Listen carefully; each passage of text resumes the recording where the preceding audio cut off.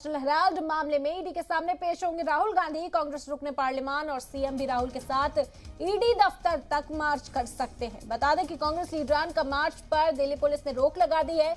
इसी के साथ हिरासत में कुछ कांग्रेस कारकुनान भी लिए गए हैं। साथ ही साथ ट्रैफिक के लिए एडवाइजरी भी दिल्ली के अंदर जारी कर दी गई है। नेशनल हेराल्ड मामले में तलब किया गया था, राहुल गांधी को समन भेजा गया और आज राहुल गांधी ईडी के सामने पेश होंगे, जिसको लेकर कांग्रेस तमाम हिकमत अमली तैयार करती हुई नजर आ रही थी। और ये बड़ा फैसला कांग्रेस की जानिब से लिया गया था कि कांग्रेस रुकने पार्लियामान और सीएम भी राहुल गांधी के साथ ईडी दफ्तर तक मार्च करेंगे। लेकिन दिल्ली पुलिस ने एक नोटिस चस्पा कर साफ तौर पर इजाजत देने से इनकार किया। दिल्ली पुलिस ने कानून निजाम का हवाला देते हुए इजाजत नहीं दी है मार्च की।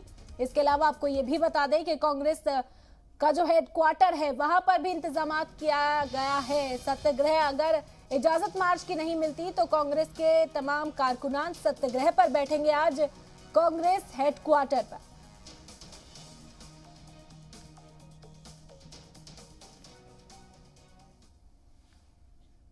चलो जो हो गया ठीक है, थैंक यू मैम। चल नहीं सकते जाने दो मैम, सिर्फ मैडम अकेली जाएंगी।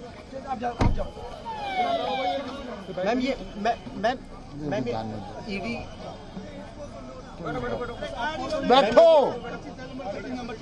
अरे भैया इसको तो ले लो थोड़ा, सीएम साहब निकल जाए। सर